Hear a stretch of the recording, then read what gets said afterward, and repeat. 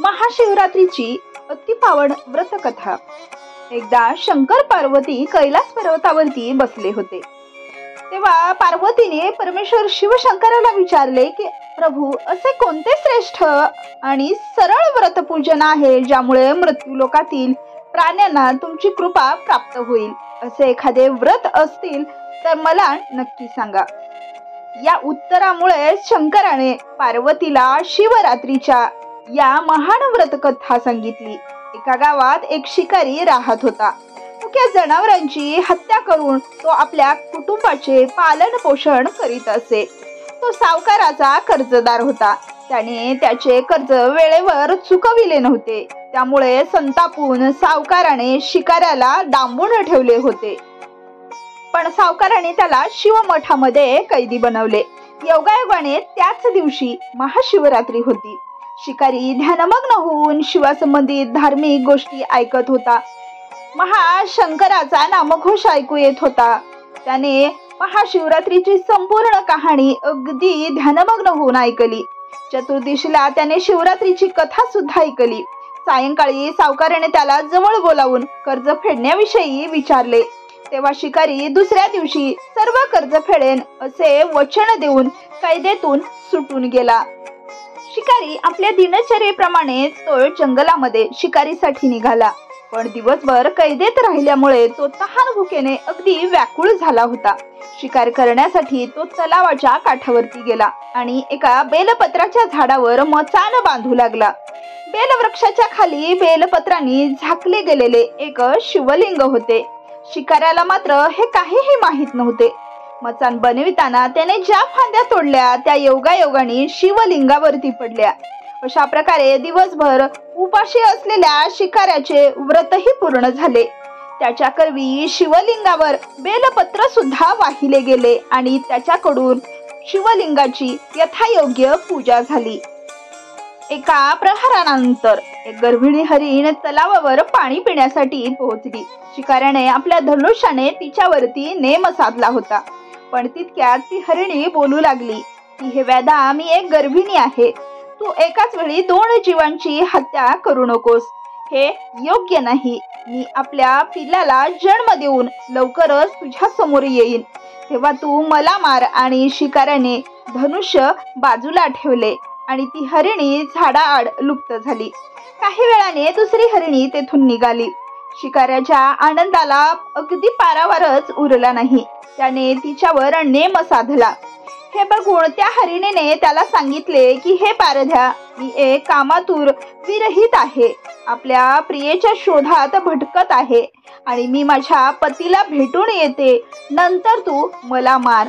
शिकाऱ्याने या सुद्धा हरिणीला जाऊ दिले। 2दा शिकार हातातून गेल्यामुळे तो चिंतित झाला होता। तेवढ्यात एक हरिणी आपल्या पिलासोबत तेथून निघाली होती। शिकाऱ्याला जणू सुवर्ण संधीच मिळाली। त्याने धनुष्यावरती बाण लावला आणि बाण सोडणार तेवढ्यात ती हरिणी बोलू लागली, हे पारध्या, मी माझ्या पिल्लांना त्याच्या वडिलाकडे सोडून लगेच येते। यावेळी तू मला मारू नकोस। मी आल्यानंतर तू मला मार। शिकारी हसला आणि म्हणाला, समोर आलेली शिकार सोडून द्यायला मी काही मूर्ख नाही। याआधी मी 2दा शिकार गमावली आहे। माझी मुले लहान आहेत। ती भुकेने तहानेने व्याकुळ झाली असतील। उत्तरादाखल हरिणी म्हणाली, जशी तुला आपल्या मुलांची काळजी वाटते आहे तशीच मला सुद्धा माझ्या मुलांची काळजी वाटते आहे। यामुळे मी फक्त काही काळ तुझ्याकडून जीवनदान मागत आहे। माझ्यावर विश्वास ठेव, मी लगेच परत येईल।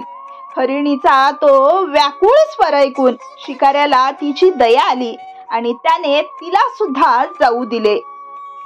आता शिकार न मिळाल्यामुळे तो बेलाच्या झाडावर तसाच बसून होता। एक एक बेलपत्र तोडत होता आणि खाली फेकत होता। काही वेळाने एक धष्टपुष्ट मृग त्या रस्त्यावरून जात असताना दिसला। आता या मृगाची नक्कीच शिकार करायची असा या पारध्याने विचार केला। मग त्याच्यावर नेम धरला असता मृग दीनवाण्या स्वरात म्हणाला, हे पारध्या, जर तू माझ्या आधी 3 हरिणींना मारले असेल तर मला मारण्यात जराही वेळ दवडू नकोस। म्हणजे त्यांच्या वियोगात मला एक क्षणही दुःख सहन करायचे नाही. मी त्यांचा पती आहे आणि जर तू त्यांना जीवनदान दिले असशील तर मला काही क्षणासाठी जीवनदान देण्याची कृपा कर. मी त्यांना भेटून लगेच तुझ्या समोर हजर होतो. मृगाचे हे दीनवाणी बोलणे ऐकून शिकाऱ्याच्या डोळ्यासमोर संपूर्ण रात्रीचे घटनाचक्र आले. त्याने सर्व कथा मृगाला ऐकवली. तेव्हा त्या मृगाने सांगितले की त्या माझ्या 3ही पत्नी येथून वचनबद्ध होऊन गेल्या आहेत, मात्र त्या माझ्या मृत्यूनंतर आपल्या धर्माचे पालन करू शकणार नाहीस.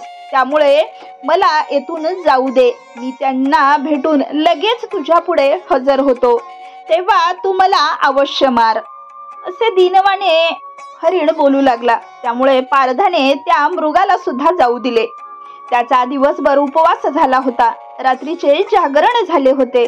तसेच शिवलिंगावरती बेलपत्र चढविल्यामुळे शिकाऱ्याच्या हिंसक हृदयाचे निर्मळ मनामध्ये परिवर्तन झाले होते.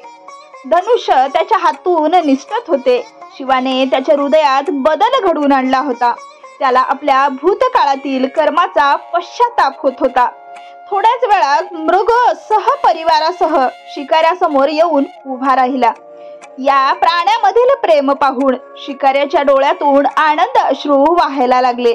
शिकाऱ्याने त्यांना न मारता आपणही मुक्या प्राण्यांची कधीही न हिंसा करण्याचे वचन घेतले. तेव्हा देवलोकातून समस्त देव ही घटना बघत होते. घटनेची परिणिती म्हणून सर्व देवांनी त्याच्यावरती पुष्पवृष्टी केली. देवलोकातून संपूर्ण देवांनी फुलांचा वर्षाव केला आणि भगवान शंकराच्या आशीर्वादामुळे पारध्याच्या हृदयाचा संपूर्ण परिवर्तन झाले होते. तेव्हा शिकारी तसेच मृग परिवाराला मोक्ष प्राप्ती मिळावी म्हणून शिवगण तेथे येऊन पोचले. शिवगणांनी त्या मृग परिवाराला आणि पारध्याला घेऊन ते शिवलोकावरती आले आणि त्यांना मोक्षाची प्राप्ती झाली.